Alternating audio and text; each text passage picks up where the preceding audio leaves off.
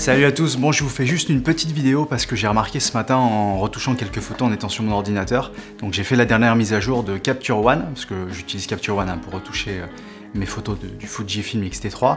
Et j'ai remarqué qu'avec la dernière mise à jour, en fait, Capture One avait mis un nouveau profil dans les simulations de film, dès que vous avez un fichier RAW, vous pouvez, donc j'ai parlé des simulations de film sur la dernière vidéo, et à chaque fois vous pouvez changer le profil directement dans le logiciel, si vous avez fait vos photos en format RAW, et vous pouviez sélectionner tous les profils qui existaient jusque-là sur le X-T3. Mais je ne sais pas si vous avez suivi, mais avec la sortie imminente du X Pro 3, qui arrive à la fin du mois normalement, il y a déjà eu les présentations, etc.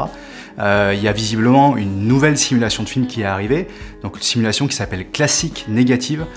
C'est une simulation de pellicule en fait qui est très connue chez Fuji, c'est les pellicules Superia qui ont vraiment une très grande renommée chez Fujifilm, et du coup ils ont incorporé ça sur le X Pro 3. Et du coup si vous êtes utilisateur Fujifilm avec un X-T3, il paraît même que ça fonctionne aussi avec un X-T30. Donc s'il y a des utilisateurs X-T30 qui me regardent, n'hésitez pas à me le dire dans les commentaires pour me dire que ça fonctionne bien.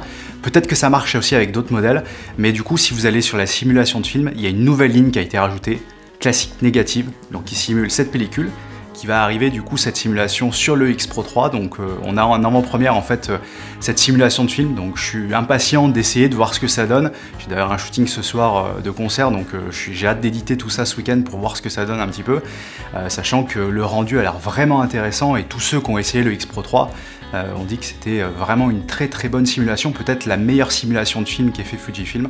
Donc à voir si Fujifilm va implémenter cette nouvelle simulation de film dans les prochaines mises à jour du X-T3, donc affaire à suivre. En tout cas, si vous allez faire des photos ce week-end et que vous revenez sur votre logiciel Capture One, n'hésitez pas à sélectionner ce nouveau film, cette nouvelle simulation de film, parce que je pense qu'elle est assez intéressante, il y a de belles choses à faire. Et puis en tout cas, moi je vous souhaite un bon week-end et je vous dis à la semaine prochaine. Salut!